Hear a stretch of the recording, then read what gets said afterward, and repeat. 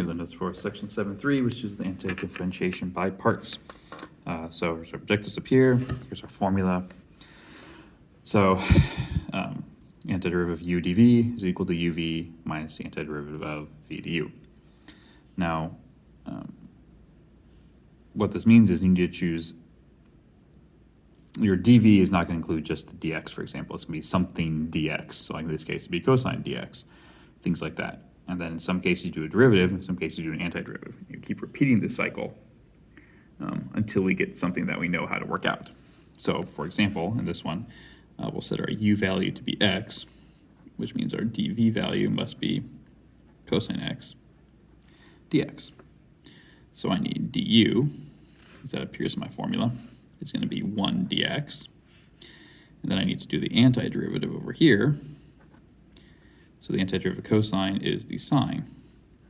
So those are my four terms. So this becomes u times v, u times v, so x sine x, minus the antiderivative of v sine x times du, which is just dx. And then you look at your integral again. Well, I know how to evaluate that. I know what the antiderivative of the sine is. So this becomes x sine x minus negative cosine x plus c. So your final answer is x sine x plus cosine x plus c. Okay, so another one down here. So we'll make our u be x squared, which means our dv is e to the x dx. So du is 2x dx, and v is e to the x, because the antiderivative of e to the x is e to the x. So it's u times v minus the antiderivative of v du. All right, now the problem is I don't know how to do that, so I actually have to repeat my uv process. So u is going to be 2x. You don't want to change. So if I already made dv e to the x, I actually want to leave dv e to the x. So du is equal to 2, v is equal to e to the x again. And then I just keep repeating this process. So minus, and we'll use brackets here, because now I have a new u and v. So 2x e to the x, new u times uv, minus the antiderivative of, oops, forgot my dx there, v du, so 2 e to the x dx. Now this one I can do. So I have x squared e to the x minus bracket 2x e to the x minus 2e to the x plus c, because the antiderivative of e is itself. So now I move this negative through everybody, so x squared e to the x minus 2x e to the x plus 2e to the x plus c. C never becomes negative because it can already be a negative number, so even though it's negative, c is still written as positive c. So in this case, we had to repeat the process more than once, and that may be the case, but what you want to be careful of is that you don't switch your u and your dv. So since I already picked dv to be e to the x, dv is e to the x here. Now, when you're choosing what originally to make u and dv, your u needs to be something that it's relatively easy to take the derivative of, because we always do u and then take the derivative to get dv, or sorry, to get u. dv needs to be something that's relatively easy to take the antiderivative of. So in this case, the antiderivative of cosine is sine. Now in this case, doesn't really actually matter. The one thing you usually want to do is when you choose your u, if you think about the u's, you want whatever you make u, the derivative will eventually go to 0. Like, in case you have to cycle the process, if I had flipped these around, I could just keep taking derivatives of e to the x forever, and it would never get down to just a coefficient that would drop out. So that's kind of a hint for when you're picking your u and your v. Okay, so example 3, solve the differential equation dy dx equals x ln x, subject to the initial condition, blah, blah, blah, when blah, blah, blah. Okay, so we know that, so if dy dx is equal to this, we know that y is equal to the antiderivative of this. So we know that has to be true. Now this is what I was talking about before. So we need to choose a u and we need to choose a dv. Now, natural log is almost always your u, because you know how to take the derivative of it, but not its antiderivative, which means that in this case, dv has to be the x dx part. So du, the derivative of the natural log, is 1 over x dx. In this case, v is going to be half x squared.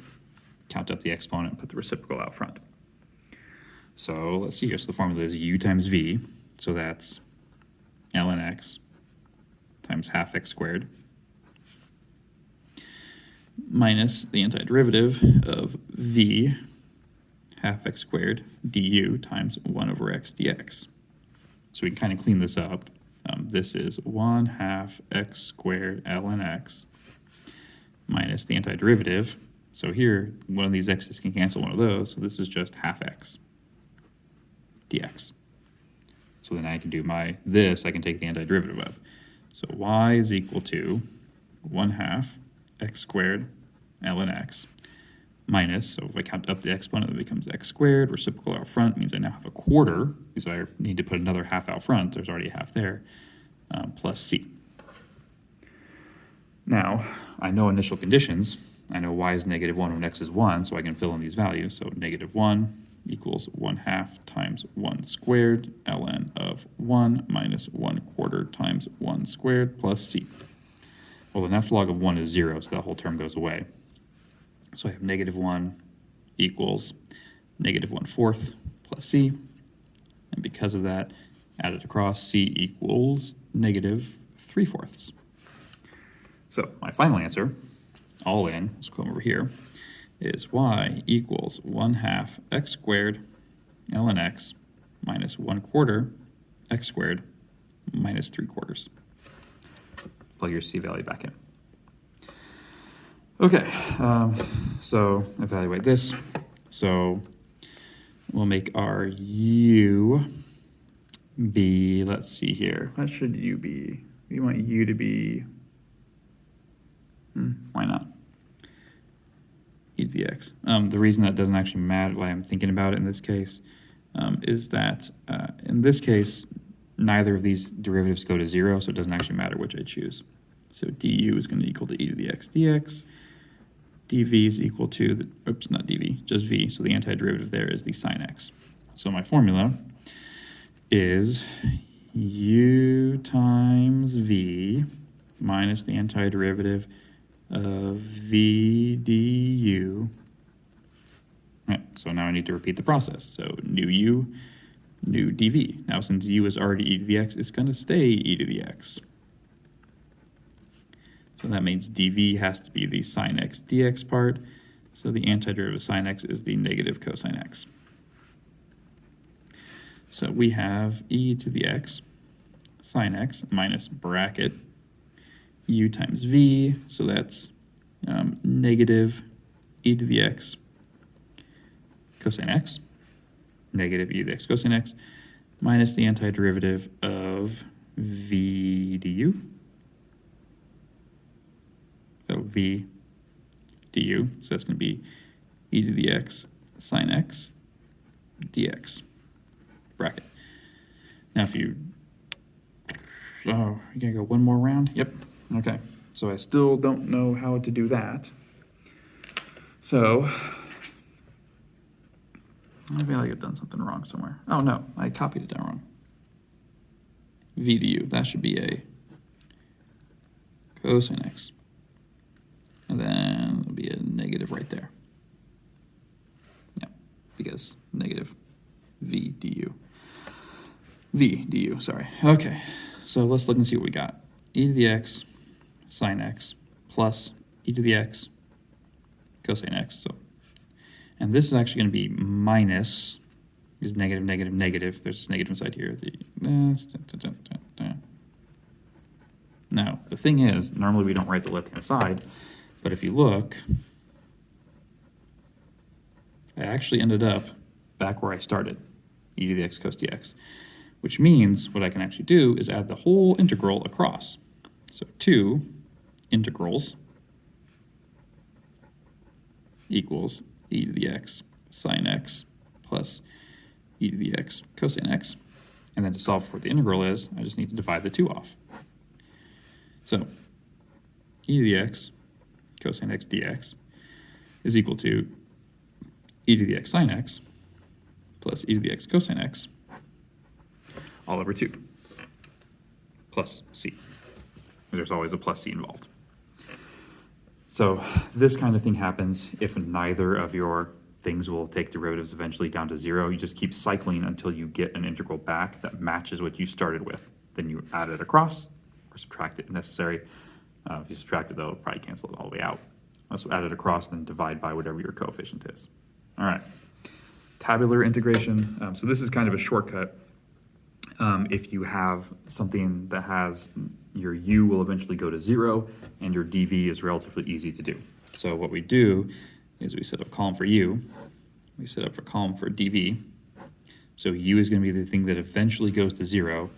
dv is going to be the thing that we know the antiderivative of. Nah, we don't need that. dx, just dx. Now what's going to happen is coming down this column, we do derivatives. Coming down this column, we do antiderivatives. So derivative of this is 2x, then 2, then 0. And you go all the way down until you hit 0. Antiderivatives, e to the x, e to the x, e to the x. So to build your answer, you're going to take the diagonals. These are going to be products. And the first product is always a positive. Then you have a negative, then you have a positive. So essentially on the negative ones, you put a subtraction sign out front. So for the first product, it's x squared e to the x, then a negative sign out front, 2x e to the x, then a positive 2 e to the x. Now notice that if one of these had been negative, this one would also be negative because it just means you put a plus sign in between and then any negatives would still be there. And then you just slap a plus c on the end, and that's the answer. So this helps a lot if you have to do repeated integration.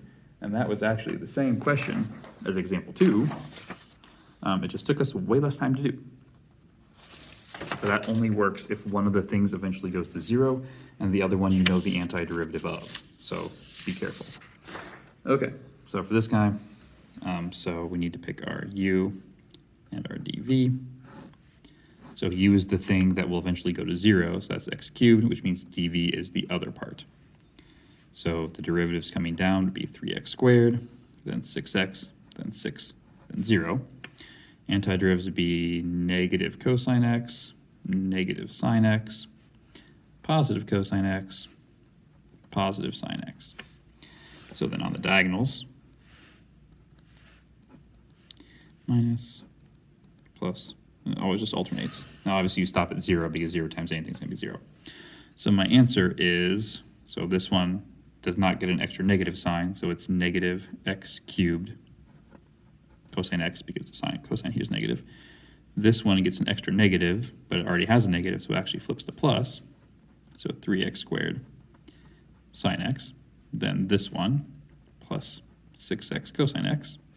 And the last one minus 6 sine x, and then slap your plus c on the end.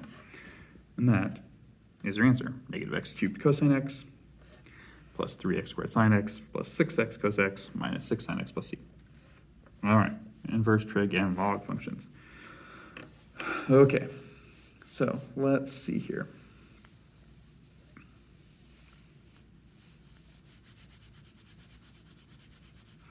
Find the antiderivative of the natural log of x. Well, in this case, the only choice we have is u is ln x, and dv is just the dx part, 1 dx essentially. So du is 1 over x dx. And then v is actually x. So u times v is going to be x ln x minus the antiderivative of v du, so x times 1 over x dx. That's the same thing here. That's the antiderivative of 1 dx, because those x's cancel. So x ln x minus x plus c, because the antiderivative of 1 is x. Okay, number 8. Find the solution to the differential equation. Inverse sign if the graph of the solution passes through the point 0, 0. Okay, so let's see here. So y is going to be the derivative or integral of the inverse sine of x dx. So just like before, our only choice is to do this, which means that v is equal to x and du is equal to 1 over the square root of 1 minus, in this case, x squared dx. Okay, so let's get started here. So y equals u times v, so x inverse sine x minus the derivative of v du, so x times 1 over root 1 minus x squared dx. So looks like this. Okay, so so now we need to do another substitution. Different one this time, though. So u is going to be the stuff inside the root. V is going to be the x dx. Sorry, dv is going to be x dx.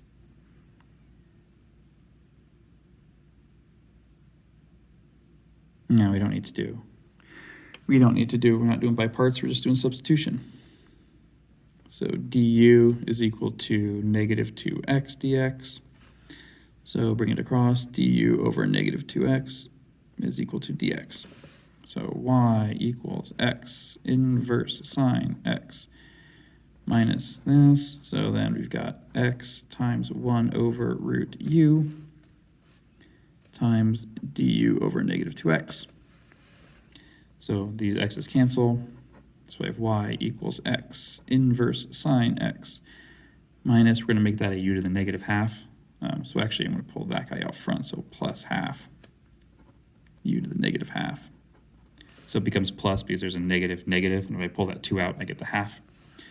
So y equals x inverse sine x plus 1/2. So the antiderivative of this guy is going to be,